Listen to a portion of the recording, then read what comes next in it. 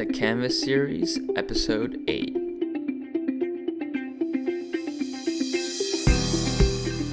Make changes in your life. I mean, if what you're doing today doesn't correspond with where you're going, change it. Hey everybody, it's Raf here, and welcome to the Canvas Series, a podcast about up-and-coming entrepreneurs and creators and how they design a life to build momentum and get results. So this is episode 8 of the show, and if you are new to the Canvas Series, welcome, and click on the link below and check out the website for all the past episodes, and more importantly, the wealth of resources in psychology, neuroscience, personal development, business, and entrepreneurship. There's a lot there, and I highly recommend you check that out. Unfortunately, all the past episodes are only in audio format, as this is the first time I'm experimenting with video for the show, so I really am looking for your feedback on that. But you can find all the past episodes on iTunes, Google Play, SoundCloud, and Stitcher, so really check that out. But for this episode, it's a good friend, Razvan Alexe, and one thing you're gonna really notice out of the gate is that he brings a ton of energy into the show. So what I will say is, I really encourage you to make an effort to follow along what he's saying, right? This is probably one of the most raw and authentic conversations I've had on the show, and we cover a lot of different tools and insights that we can all adapt into our own lives, right? Whether it's a no BS approach to sales, and frankly everything we do and say, to going all in on something that really makes us feel uncomfortable, and we all know that feeling, to finding our inner animal, and more importantly, identifying the vehicle and the system that allows us to live that out every single day. So this episode is, perfect for anyone who knows that there is a fire inside them, but don't exactly know how to do that or are struggling to do it. And that's okay, right? Both Raz and I, continue to face this every single day. And if there's one thing that he really hammered home in this episode is that, one, we must recognize what that is, and two, we must make the necessary changes in our lives so that we can tap into that thing that gets us going most. So please enjoy the episode, leave comments below, as I'm really just learning about video and I love to hear what your thoughts are. And most importantly, really think about what you have to do, right? No matter how large or small it might be, to design a life that allows you to have abundance and be fired up about the opportunities available. So yeah, enjoy and let me know what you think.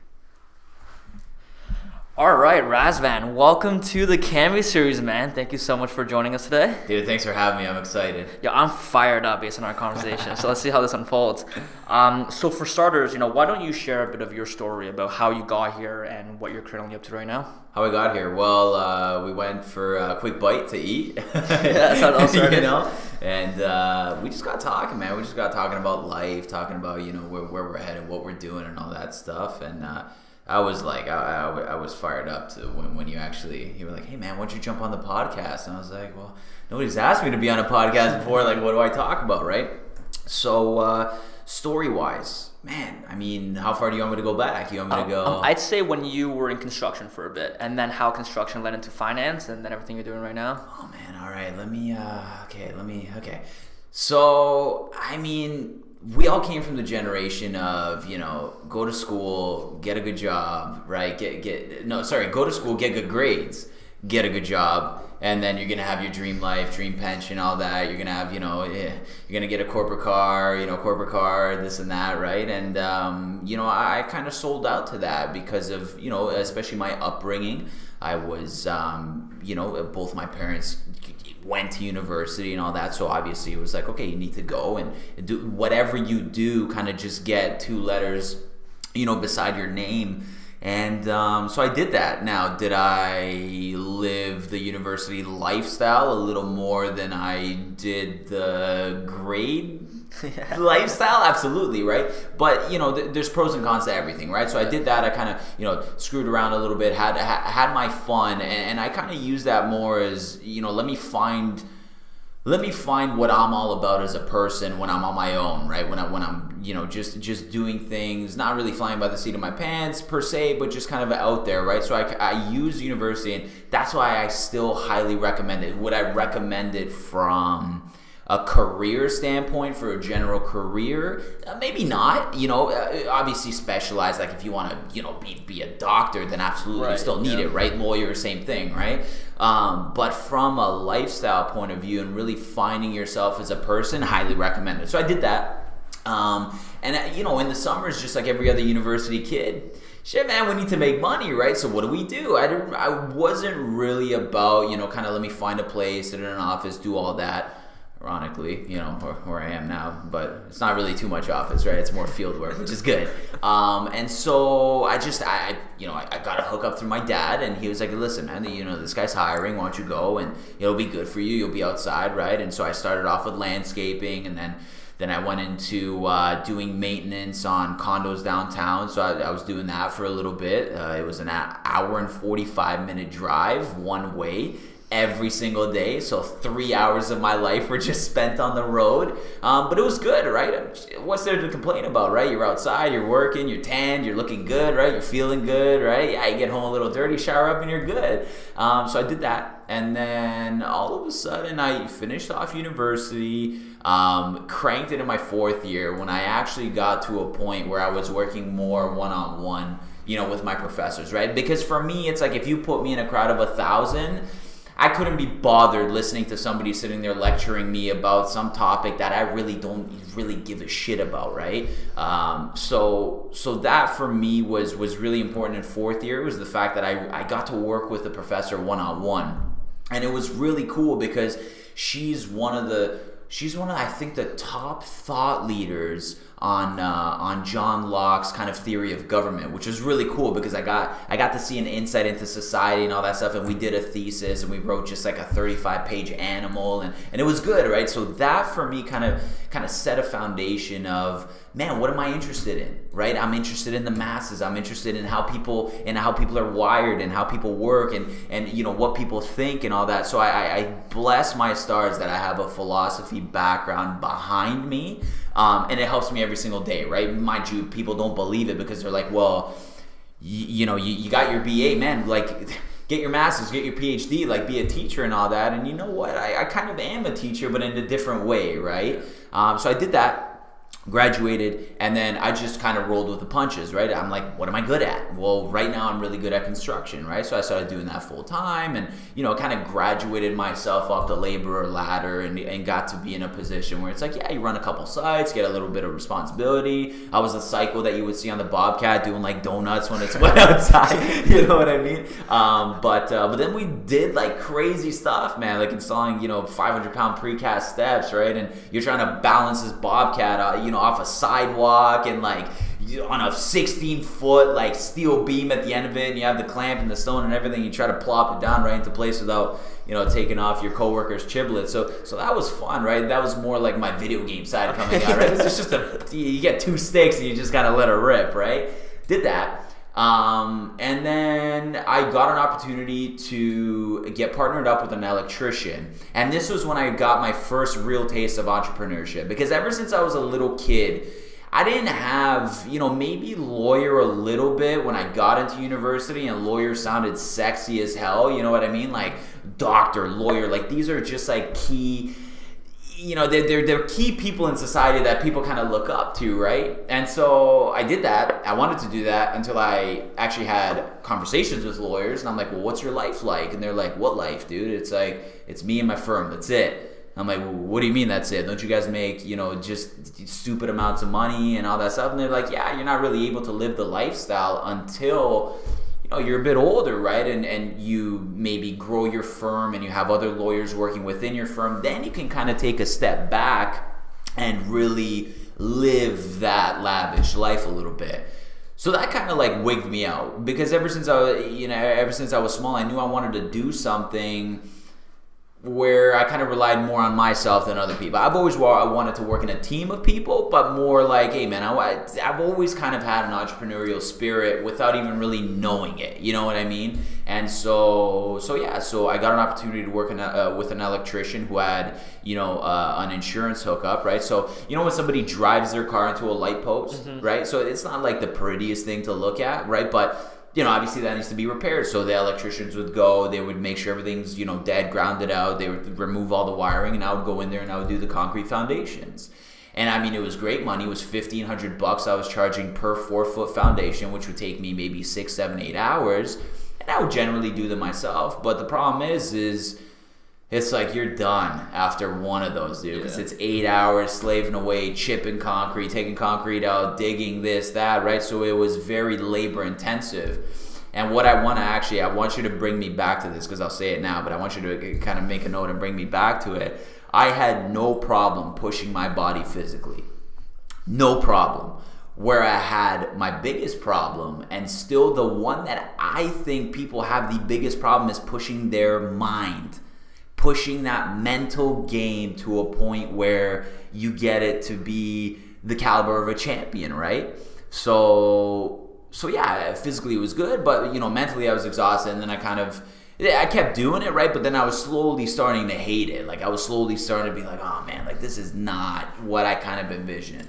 And just like as luck would have it, I get a call from my dad. I'm sitting at home. I just had a long day. I'm sitting on the porch, right? Slamming a couple beers, because that's what you do in construction. That's what anybody can do, right? But specifically construction, right? You do you do your 40, 60 hours a week in the sun. You want to come home and enjoy a couple beers, maybe a 6-pack, right? Depending on the day.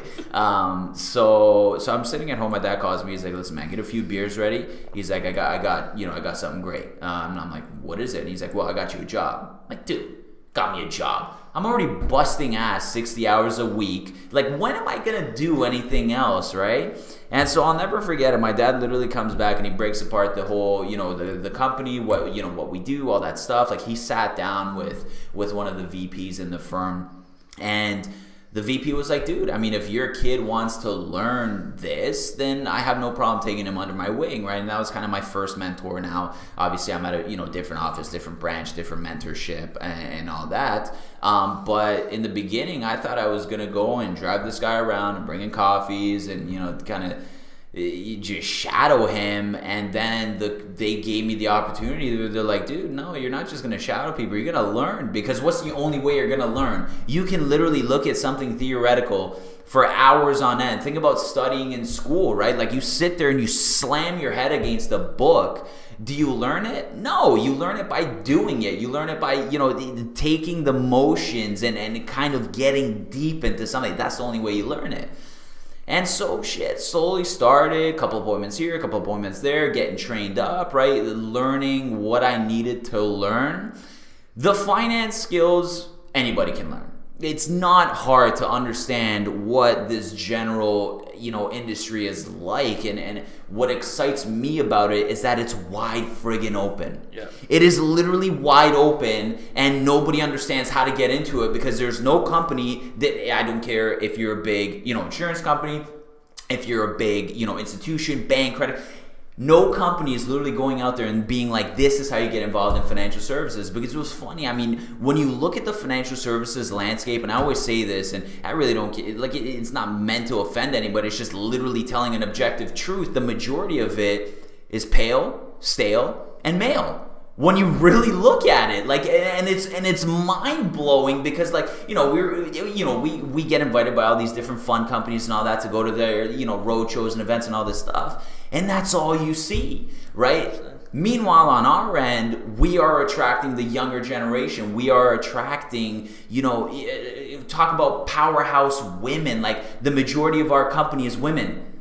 So you want to talk about a company listed, like publicly traded company on the New York Stock Exchange, corporate, this, that, to have maybe, 51% females is unheard of, right? And so that's what excites me about, kind of where we're going as a firm, right? So out of curiosity, just given the financial service industry is primarily folks who are much older, they might work with more recognized brands like the big banks. Yeah. What did you have to do specifically to catch up and make yourself competitive in this space? Well, it's very simple. I mean, I remember, and I'll give you a perfect example of an actual client of mine. And when I sat down with her and she point blank asked me, she's like, why would I do business with you when you're young in this industry, when my agent has been in the industry for 20, 30 plus years? And I said, okay, let me ask you a couple questions. Think about it. I'm fresh in the industry. Admittedly, my experience is not there yet, but let's look at it from an educational standpoint, okay?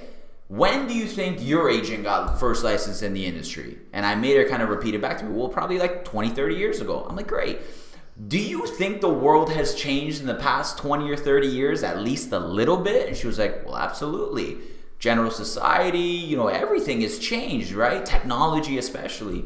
And I looked at her and I point blank asked her, I'm like, do you think financial services has followed that trend? And she's like, yeah, you know what? And I'm like, think about it. Interest rates back in the 80s, they were in the mid-teens. Like everything was sexy. It was easy. You go buy a house for 150 grand and you're balling out. And now it's like, well, look at it now. And she's like, okay, that makes sense. And I'm like, okay, let me ask you another question. How old is your agent? And she's like, I don't know, 59, 60, 61. I'm like, okay, he's managing your life savings, right? And she was like, yeah. I'm like, okay, what is he thinking about in the next 4 to 5 years, do you think? His retirement or your retirement? And that right there was literally when it dawned on her. She's like, wow, I'm just going to get passed off. I'm not going to get the service that I want. I'm not going to have somebody, that's going to be here with me through, all of these trying times. It's going to happen in the next, 10, 15 years before I have to retire. And I literally told her, I'm like, I slapped my flag down here. I got 30, 40 good years in me. Minimum, because this is the type of stuff that gets me going, right? This is the shit that keeps me up at night. I love thinking about this, right?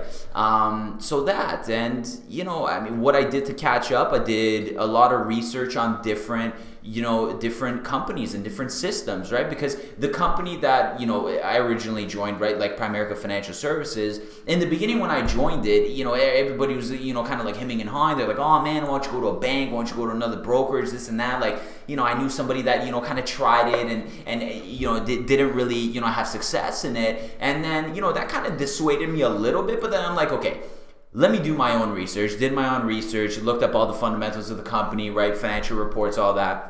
And it was good, right? And then I started doing, I'm like, okay, let me explore the other systems out there, right? So I went and started sitting down with banks. I went and started sitting down with other life codes. I went and started sitting down with, smaller kind of like boutique brokerages. And I was just, because right from the get-go, what our company teaches us is it's a very systematic kind of way of doing things. You don't need to get incredibly creative. I mean, the amount of technology that we have as a firm, like, it's incredible, and it just does everything for us. And so I was busting these guys questions about, like, where do you see your firm in the next 10 years, like, like the small boutique brokerages, right? And they're like I don't know, like, shit, we'll kind of see where it goes. And I'm like, how am I supposed to join you in business if you don't even know where you're going, right? So I did all that, and then from a very system, and I'm not even going to talk about products, because products are products. You can get any product anywhere. It's all system, right? And so when I looked at it from a systematic point of view, where I'm going to be able to excel and expand the most, this was the company that I really landed in, right? So, I mean, in terms of catching up, did a lot of research, and then just kind of learned. I don't really like to call it selling yourself, because I think that's a very outdated notion. Like, you're not friggin' selling yourself. How about try and go and connect with somebody, man? Have like a legitimate heart-to-heart, not conversation, but just vibrate with them on the same frequency, and things will just start happening, right? And so I guess that's what, that's why people, even yourself, right? Like, I remember, one of the things that stuck with me from that lunch is like, dude, you're like one of the only, and this is what you said, you're like one of the only finance guys that I've seen that's like super excited and jacked up and friggin' just, high energy about what they do. And it's true, because like whenever I talk to finance people, this is why I never considered it when I was younger. Whenever I talk to anybody in finance, I was asleep in 5 to 10 minutes. Like, my brain was just shut off. They'd be just talking, sitting in the back. I was done. you don't captivate me, right? And I find that's the problem, right? So out of curiosity, like you talked a lot about being very systematic, layered on with a ton of hard work and the human element as well. Is that natural to you? Like, is that a natural talent that you were born with, or is it something you've had to cultivate and really like evolve over time? So I guess in terms of, I believe that there's an inner animal in everybody, because everybody gets excited about something. You know what I mean? So for me, when I was younger, and people expend like this notion that people, don't have drive and don't have fire and don't have these things is one of the most convoluted things that I've ever heard in my life, because literally the person that says that people don't have fire, don't have drive, if somebody cuts them off in traffic and they lose their flipping mind, it's like, whoa, you got fire, you got drive, dude. It's like, yeah, you got some emotion behind you, you got something inside of you, right? I just think for a lot of people, we don't know what vehicle to plug that passion into. Because like for me, when I was younger, like, and still one of my biggest kind of like hobbies, and not really stress relievers, but just one of the outlets that I kind of plug into is, yeah, I game a lot, right? Like I play video games and all that stuff, and I did it when I was younger, and I would just spend hours and hours and hours on end. And it's so funny because when I think about it now, it's like if you take that same amount of effort, if you take that same amount of time, if you take that same passion and energy and you plug it into anything, dude, you could be a 25-year-old dude with a lemonade stand, but if you're that excited, people are going to just buy lemonade from you, right? Instead of, I don't want to say instead of the little kid down the street, right? But people are going to be wigged up, be like, well, what the hell's in this guy's lemonade, man? Like, let me try some of this thing, So yeah, is it something that I had to cultivate? Absolutely not. I don't think it's something anybody has to necessarily cultivate. You have to recognize it. You have to recognize its existence. Number 2, you have to figure out how to extract it. And number 3, you have to figure out the vehicle that's best going to continually extract that out of you. Because it all comes down to a person's will and motivation. There's only so much of that we get on a daily basis, right? There's only so much that a person can push themselves, just by themselves, but then they need something external to kind of help bring that out of them, right? So I think in terms of that, that's kind of my thought on that. Interesting. So the last time, when we had that lunch, you also talked about how there were a couple of years where, you had one foot out and you weren't fully into that. Can you share that story? Like, why were you hesitant about going all in on this? And you're clearly so fired up about it. And, what did you do to really get yourself to that point to say, like, I'm going all in on this? Okay. And what's changed since? I feel like, and this is something that plagues a lot of people is I have to work and fight with myself, and I believe everybody has to fight with themselves on this every single day, is we are so commitment averse as a society. It is so hard for anybody to just say, I'm going to do this one thing, or, look at divorce rates, right? They're like friggin' astronomical through the roof, right? Just because, and what that has caused is people being like, why the hell would I get married now? Shit, I got a 50% chance of getting divorced, right? Instead of looking at it the other way, like, man, I got a 50% chance that this person's going to be the person that I'm going to spend the rest of my life with. I'll take those odds.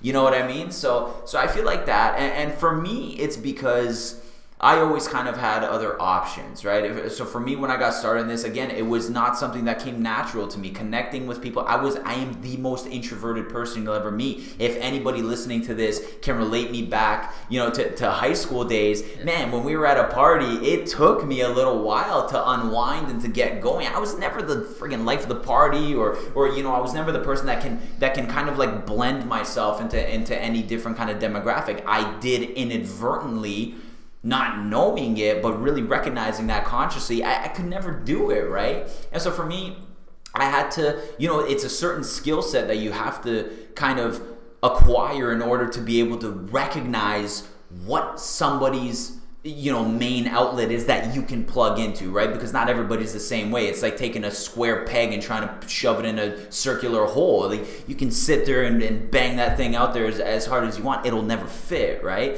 So you have to learn how to mold yourself.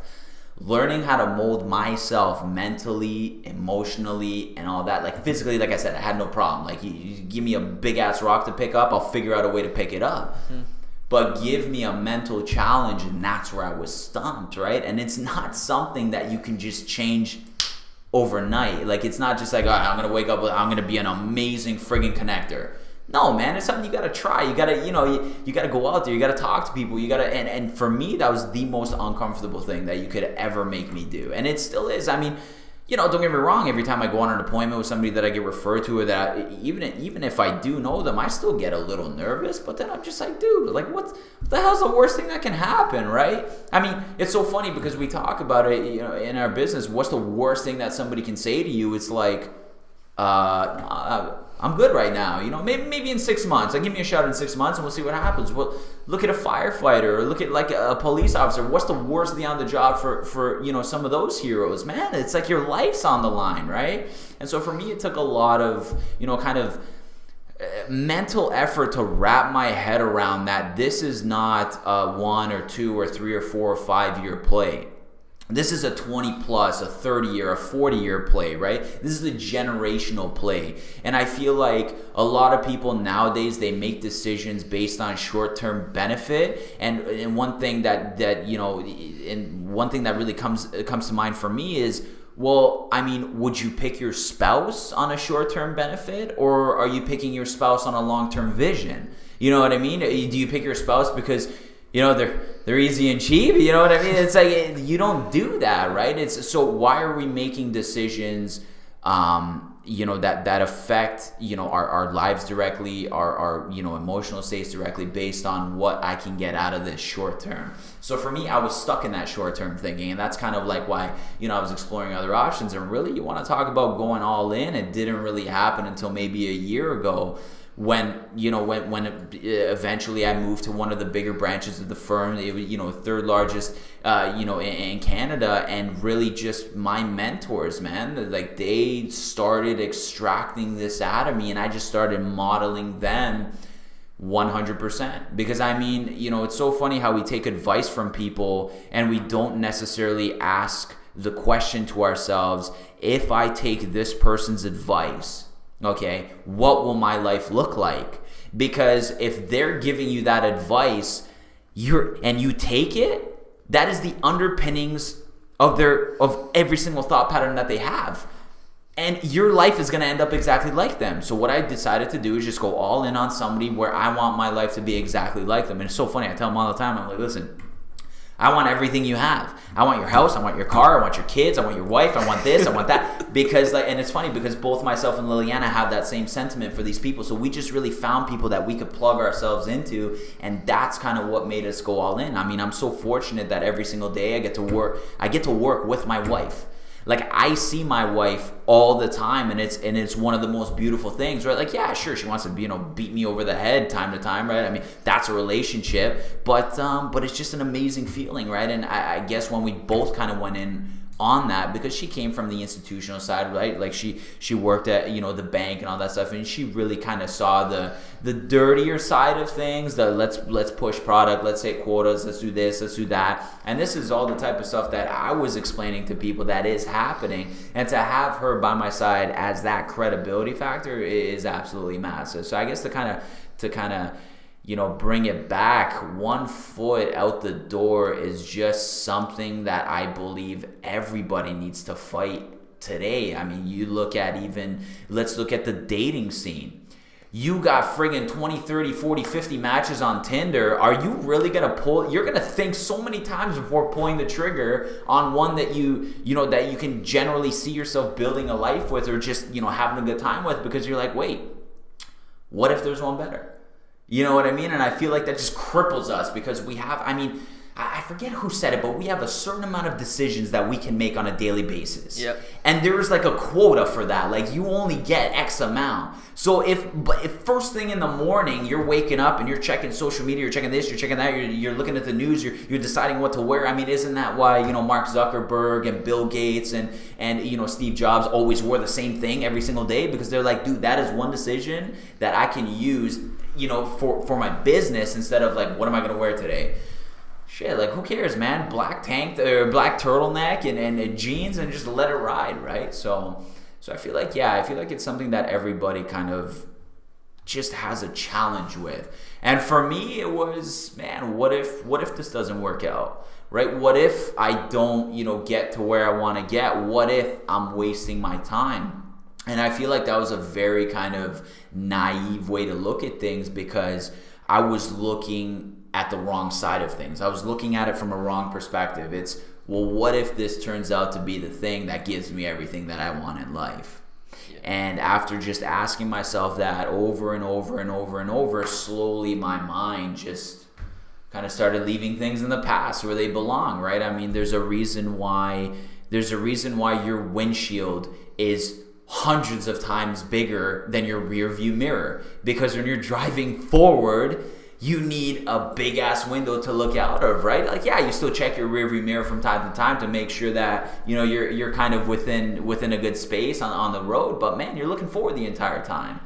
Yeah, so that's key, right? Just because, like when we talk about mindset, there's like an abundance kind of mindset where you're looking forward and you're very opportunistic to see, what are all the opportunities out there, which ones can you grab, what can you create for yourself, versus a more, I'd say a scarcity mindset about, what can I lose? How much of it can I lose? What happens? And I think when you're too focused on losing, and it's not to say that like you don't manage your risk, right? Especially as a finance person, you always got to cap the downside. But I think too many people are focused on the downside and not in terms of what they can create for themselves. Big time. So would you say you employ, how do you employ a abundance mindset? Like, what's that mean to you? Man, I mean, abundance mindset, that's another concept that is so hard for people to grasp, and myself included. I mean, everything that I do on a daily basis is just for me to help myself grow as a person. That's first and foremost. I feel the more you help yourself grow as a person, am I perfect? Dude, far from it. Like, and the problem is I mean, I believe all of us to a certain degree, we're our own worst enemies. I mean, that negative self-talk that we have just been indoctrinated to give ourselves, it's like if you're going through school and, your teacher, oh man, your kid never does his homework, your kid's always late, your kid's always this, they're going to fail. That's just in one system that you're maybe not excelling in, right? So I guess for me to employ a mindset of abundance is to just make sure that the food that I am feeding my brain coincides with that mindset of abundance, right? It's always looking at a bigger picture, at the bigger things. Focus on people that have what you have and just try to envision yourself in that. I mean, one thing that I haven't toyed around with, but I'm really interested in, is maybe a little meditation, right? Instead of friggin' waking up and checking my phone in the morning, maybe I'll do a little bit of meditation, right? Maybe get my mindset to where it needs to be, help me vibrate right for the rest of the day, right? Because I feel like, I mean, the second we step outside of our house, and even maybe the second we step out of our bedroom, it's just bang, just life starts smashing you in the face, and because I guess, I don't even get me started on like the corruption and pretty much any big kind of system that's out there that governs society. But they don't want us to have any of these mindsets. Nobody, I mean, if you're going to have a mindset of abundance, it's a challenge. It's an everyday challenge. I feel like getting a mindset of abundance is just always kind of focusing on it. I mean, whatever you focus on grows, you know what I mean? So that's kind of there in terms of specific things that I employ.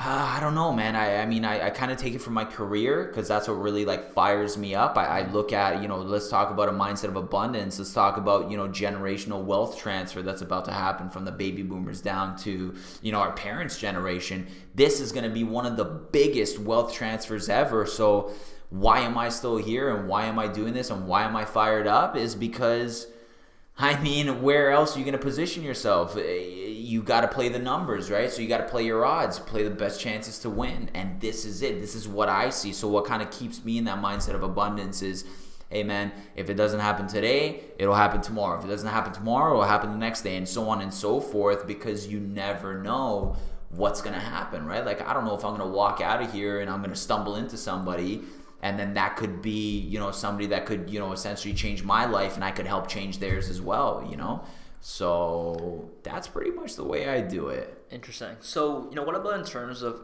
core values and core principles that you employ? Like, what are those things that you always, keep front of mind when you're engaging with clients, whether you're prospecting them, whether you're closing the deal or, managing and farming the account further? Like, what are those, 3 or 4 things that if I were to ask, 10 of your clients that they would all say, Raz does this or Raz is this? I'll tell you what they'll say because I boil it down to one thing.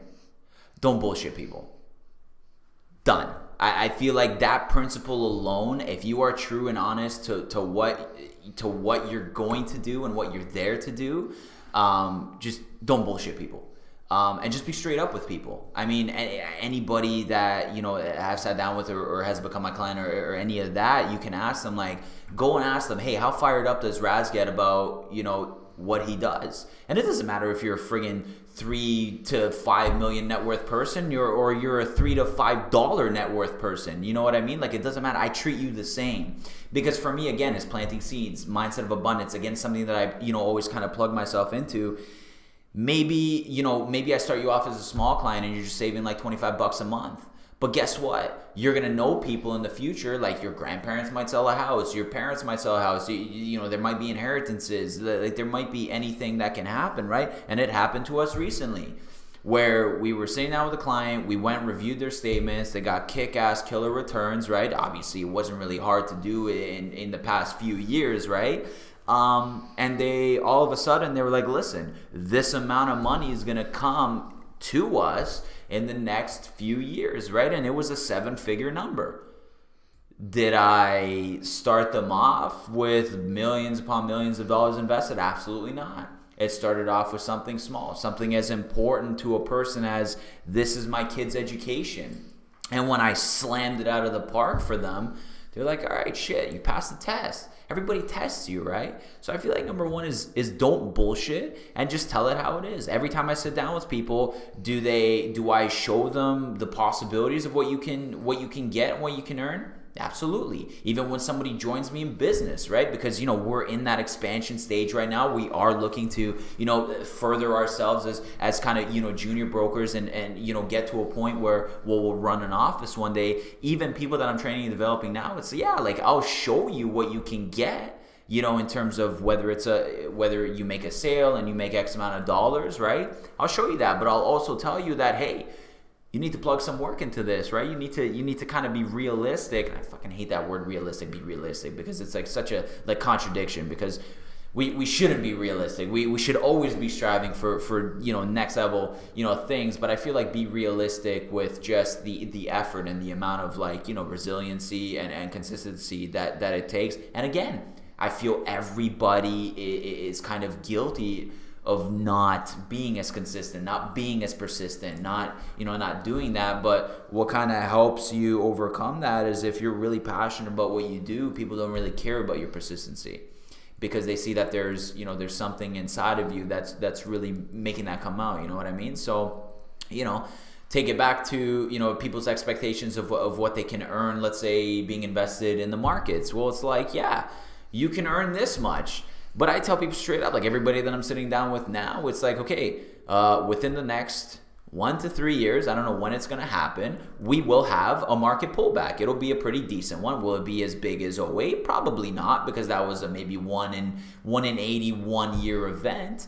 But it'll be something. And people look at me friggin' just cross-eyed when I tell them, the one time I will call when this happens, and I will call you when it happens. I won't call you to coddle you. I won't call you to let you know it's going to be okay and I'm going to come over and we're going to eat cake and everything will be fine. I will call you and ask you for every last dollar you have.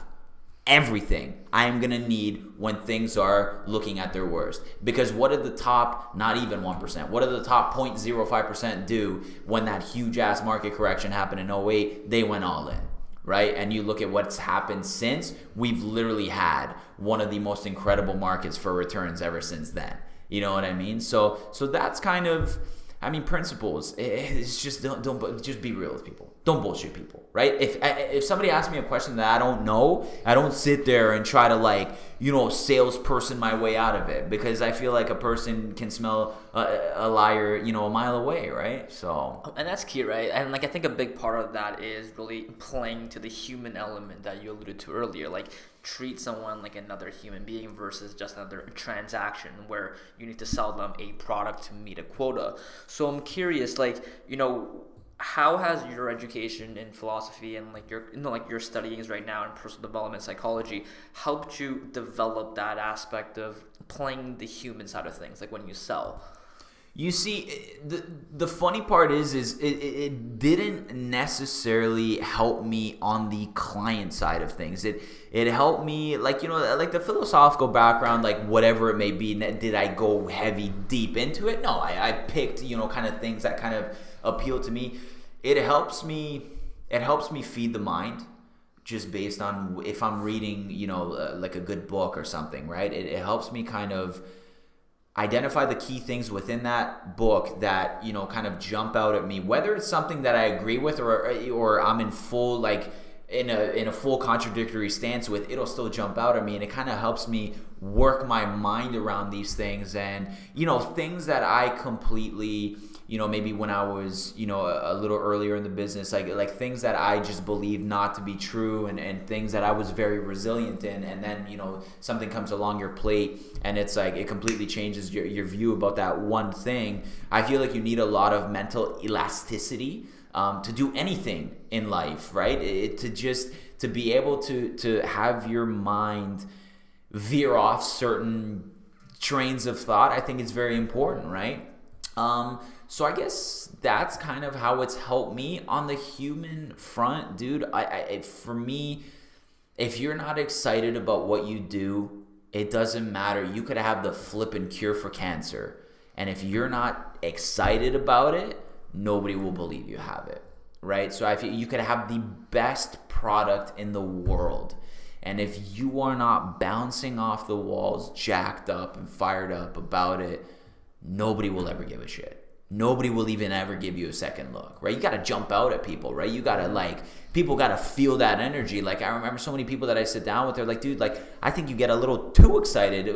Obviously, clients busting my chops, like just being funny, right? And these clients are not our clients. Like, they become part of our family. Like, every time, like, people ask me, like, hey, man, what are you doing? I'm having dinner. Or where are you having dinner? At a client's house. Like, what the hell, man? Like, even my parents, they were like, do all your clients feed you? Like, what's going on here, right? And so it's just the relationship that you build with them, because any type of business, it doesn't matter what type of business it is all a connection-based business. Dude, if you connect with me, I'm good. I'm yours. I'm in, right? Like, it doesn't matter what it is. So I feel like on the human side, everybody has that potential to connect with somebody. Because think about it this way. Let's say, what's one of your favorite hobbies? Give me, like, right off the top of your head, one of your favorite hobbies? Running. Dude, let's say you go into a social situation and you start talking to somebody and you don't know them, and the first thing that they say is like, man, I had a great run this morning, it felt good. Boom, you're connected. Right in there. You're instantly connected because it's something that you share, and all this is just finding out what people want to talk about, what gets them going, and don't freaking bullshit people about it. Like, if you don't know nothing about running, don't go and be like, hey, let me tell you about these New Balances that I picked up. They're friggin' awesome, right? They're 0.3 ounces. Like, don't bullshit people, right? Just, if it's something that you don't understand, ask them about it. Like, dude, if I came to you and I know nothing about running, but I wanted to engage you on that because I want to see what really drives you, what motivates you, what gets you going, because I want to get you excited with my excitement.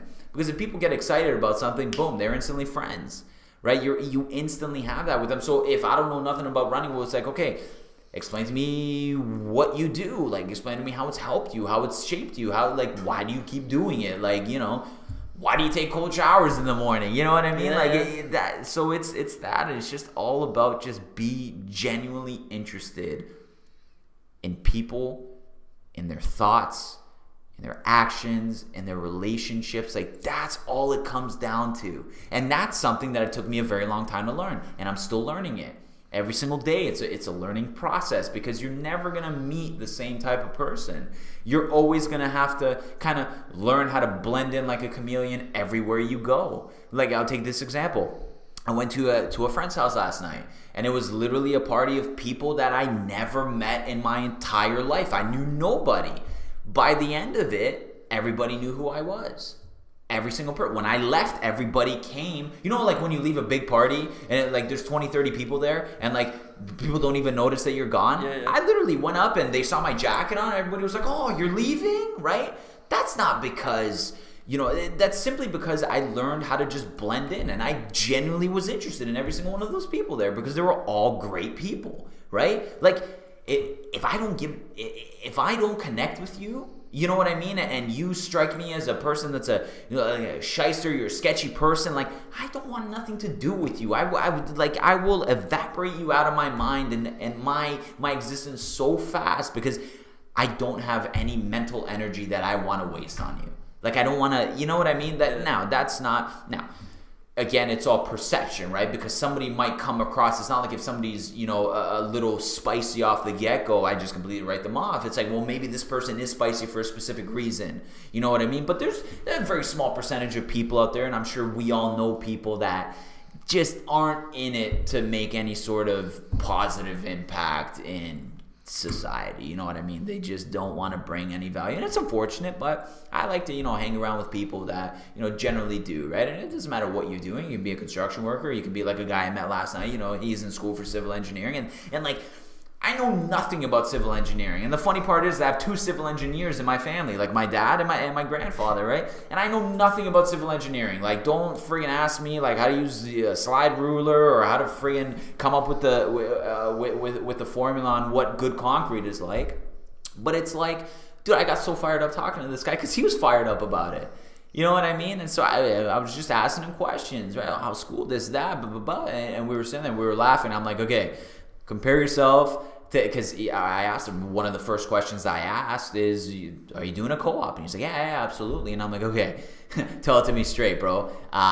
What's the difference between the guys that went to college and the guys that went to university in your co-op? And he's like, dude, it's totally crazy. Like, for our industry, the people that went to college just slam it out of the park. Like, these guys don't even know what to do in a friggin' lab. And so that's why, again, I believe, theoretical knowledge is important. Like, we were just talking about the educational system a little bit before this. I believe theoretical knowledge has a very specific place, but the applicable knowledge, the stuff that you can just get based off experience, I think is far, far, far more important, right? So, yeah, dude, I mean, the thing that I had to work on the most is, and I literally have it like outlined on my piece of paper, is blend like a chameleon. Blend like a chameleon, and that just takes a certain, not really skill set. It doesn't take a mental skill set. It takes a very heart-driven skill set, right? Because that's where you connect with somebody. It's that empathy, right? Yeah, you really have to care. Yeah, it's empathy. You genuinely care, right? And it's like, yeah, absolutely. I mean, especially for me. People ask me, like, where do you get your clients? Like, dude, anywhere. Like, I literally, it's all about having a conversation with somebody. If they're not the person that's fit for me, then I'll straight up ask, like, do you know anybody that I might be a good fit to kind of sit down with and meet with? You know what I mean? So for me, and that's why, like, am I bringing my business into my everyday life? Absolutely. Do I expect people to just do business with me because they know me? Absolutely not. At least give me a shot to earn it. Talking about the business side of things. Do I expect you to be my friend just because one of my buddies? Absolutely not. Let me earn your friendship. Let me earn your trust. Let me earn all these things, right? I feel like it's a very earn-based society now instead of I am this position, so you must respect me just because I am this position. I feel like that's slowly changing in our generation. The millennials especially are really kind of bringing that, into the kind of focal point of just what it means to be successful. Now, do I know exactly what that means? Absolutely not. But, certain things to me kind of jump out, right? So that's that. Interesting. So before we jump into the set of rapid fire questions, where can the audience find you online or learn more about what you guys do? You know what? Hit me up on Facebook. Hit me up on Instagram. I'm trying to really kind of get the Instagram out there. So just Razvan Alexe is that Instagram. I'm going to be transitioning it to one that I have with my wife, Meet the Alexes. It's got a nice little ring to it, right? So we'll kind of be pushing that one because everything that we do is as a unit anyways, right? So all the bank accounts, everything, I make the money, she makes the money, and then she handles everything, right? I told her, general day-to-day banking stuff, you do, joint accounts, this and that. So we kind of eliminated right off the start one of the biggest crippling factors that couples have, and that's financial stuff, right? She knows everything I spend money on, and I know everything she spends money on. Do we care if we we'll run it by them? It'd be hey, I want to buy this thing. Okay, done, right? Bang, do it. So you can find me there. I'm an open book, man. I'm an open book. I got clients on my Facebook, and people are oh, you should really take down the pictures from when you were in university. Dude, I don't care, because it's not about who I was, it's who I am. I want people to see that, because I want them to see a transformation, because I feel that validates your future vision. Because anybody can sit there and talk, oh man, I'm going to be the best, I'm going to be awesome, this, that, the other thing. But if you literally have been the same fucking person for the past 15 years of your life, why should anybody believe you? So I leave it as an open book, man. And if anybody wants to know anything about me, I am more than happy to go into anything, delve into anything, right? And that's why I was excited for this podcast, is because you could literally ask me any question and I'll tell you the most straight up, non-nonsense answer. No bullshit answer, right? No bullshit answer. Because, dude, if you're going to go out there and even have conversations with people, what is the point of bullshitting? What is the point of bullshitting? What does somebody gain from that? There's literally nothing to be gained for not being just dead honest with anybody. You know what I mean? It's I don't understand it. But again, it's something that I had to kind of transform my mind into. It's not just something, because I was I was not really a compulsive liar, but I remember when I started, dating and now she's my wife, but I remember when we started dating, dude, I would always bail on her all the time just because I was lazy to do something, right? Up until the point where she's like, you know what, here, she told me where to go, right? Then I, realized, I'm oh man, maybe I should be a little more true to my word and all that. So it took a little transformation, and I feel everybody transforms, from their late teens and the early 20s, mid 20s, and so on and so forth. And, am I excited about the transformation that I've done thus far? Absolutely. What I'm more excited about is the transformation that is coming, right? Because, it's, I forget who said at the award show. Was it Matthew McConaughey, where he said, where I'm always chasing a different version of myself. I'm chasing myself 5 years from now. I'm always chasing myself 15 years from now, 20, 25 years from now. And I feel that's one thing that I started employing. I still chase other people as a general kind of guiding factor, but it's now I'm slowly starting to realize hey, I gotta paint myself up on a pedestal. I gotta really kind of iron out the picture of where I want to be, because and one thing that I really struggle with, and I still struggle with, and I feel a lot of people do, is self-love. Dude, that's one of the hardest things to ever kind of wrap your head around, because we all do things that we don't like, right? And we all have made decisions where you'll make one decision and it'll friggin' stick with you over and over and over and over. But slowly learning to just let that stuff go and just keep your I know it's cliche, but keep your eye on the prize. And I feel that prize has to be yourself. It has to be a better version of yourself, right? So that's where people can find me on the social. Where they can, I love that. Yeah, dude, they can hit me up anywhere you want. Okay. Okay, so the first question. Okay. Do you have a morning routine? And if so, what is it? Do I have the morning routine that I would like? Absolutely not. Am I in the gym by 7 o'clock every morning? No. My morning routine now is just, it's simple. It's get up and try to envision what you want your day to look like, right? It's get up, give yourself a certain set of affirmations that really kind of will drive you for your entire day. So that's really what I'm doing. Dude, I've been doing the cold showers thing, which has been friggin' amazing. I've gotten lazy over the past few days. It's not I go in there and I'm friggin' in ice water right from the beginning of the day, but I'll do my warm shower for quick, bang, bang, and then I'll friggin' just crank that thing slowly over time, because it's very bad from a cardiac perspective if you do it all at once. I've been doing that, and that's helped tremendously. Even just like general health, like it's made me more, kind of health conscious, right? So that's helped. Morning routine, that's pretty much it. Again, it's all things that I'm working on, right? This is a work in progress, baby, and that's kind of the most exciting part about it, right? Because I guess you toy around with different things that you want to do even throughout the day, right? Like you kind of toy around with different things, but when you actually find kind of your groove and your rhythm, I mean, because we can get settled into any rhythm. Like I can, some days I'll wake up and I'll just sit there on my phone, right? And it's like, and I'll think to myself, what am I doing? And of course I have a shit day, like because I didn't start the day right. So I feel like, the whole concept and one that I actually have to get back into is literally writing down, affirmations every night and every morning. So that's one that, I'm looking to get back into and just keep it consistent. I mean, it takes 21 days for something to become a habit, right? Yeah. Both good and bad. So yeah, morning routine, not where I want it to be. Is it progressing? Absolutely. Cool. All right. What is one book you recommend everyone to read? Man, we were talking about this earlier. The Magic of Thinking Big by David Schwartz. Killer book. Changed my life because it really kind of solidified the importance of having a big vision, and it actually helped me make one of the biggest decisions in my life, and that was to kind of go after the mentor that I somehow find myself connecting with that I didn't really know, and they friggin' change our lives on a daily basis. What is one question you are currently tackling? I think just two is why and how. Apply to anything that we do. You know what I mean? Just like, why am I doing this?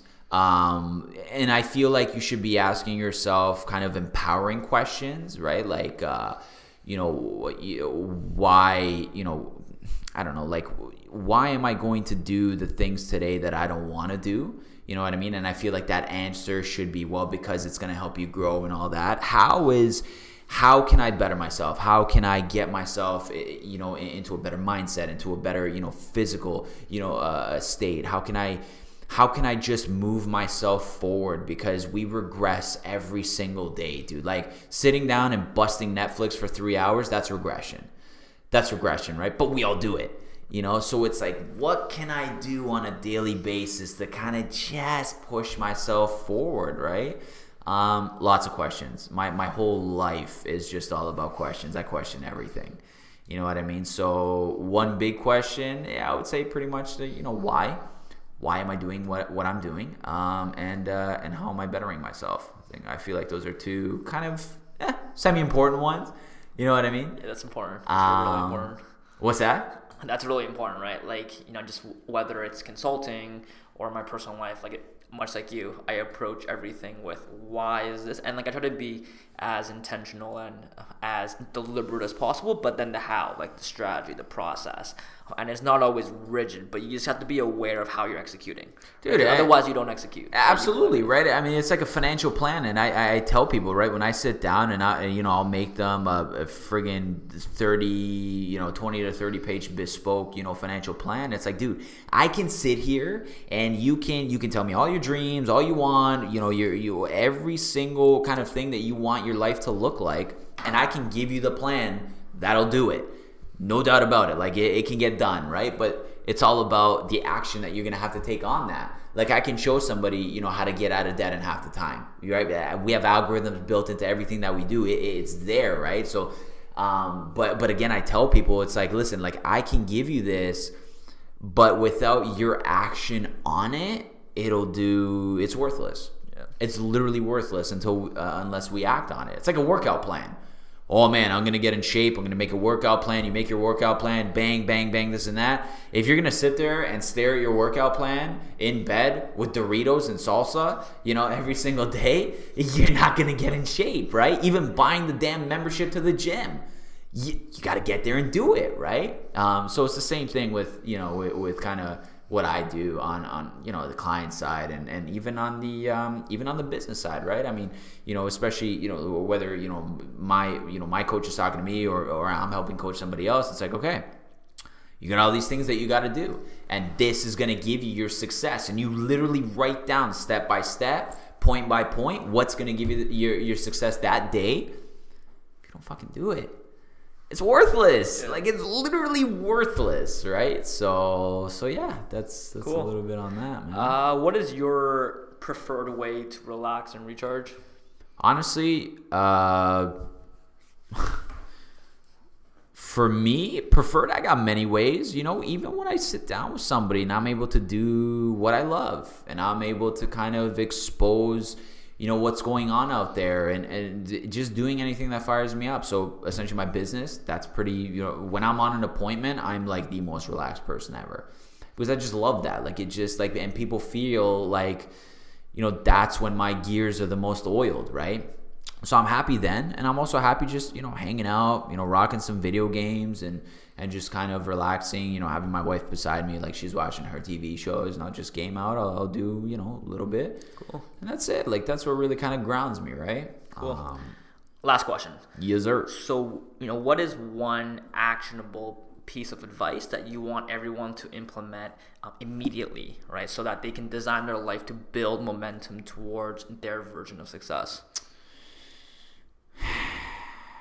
That's a tough question, because I feel like there's so many things. Something small would be start identifying not what you want, start identifying where you want your life to be, and corroborate that with everything that you're doing and all the positions that you're in. And is that going to get you to where you want to be? Because, I look at it this way. I feel like the fact that we're born on this planet means that, and I relate things back to cars. I'm a huge car guy, this and that. I feel like everybody starts off with a Ferrari, okay? But, take a Ferrari in first gear, maybe it tops out at 60. A lot of people are just stuck in first gear. And maybe they don't recognize that they're stuck in first gear, but then there's a lot of people that are flying right by you, and they're going like 300 kilometers an hour because they got that sucker cranked in sixth. What helps somebody change these gears? And literally, it's very simple. It's just make changes in your life. If what you're doing today doesn't, kind of correspond with where you're going, change it. Just change it. Make a small change. Let's look at math. Right? Let's look at the most simplistic concept ever. Take an angle. If you draw out, an angle, let's say you got a 90-degree angle, and you change that 90-degree angle to an 89-degree angle.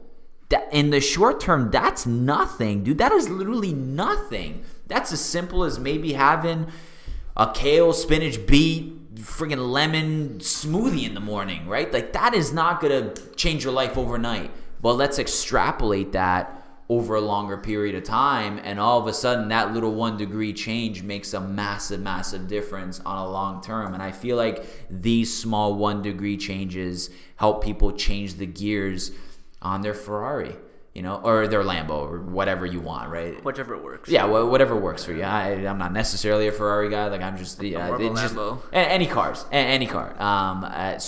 Just start recognizing what you want, and even if it's out there, man.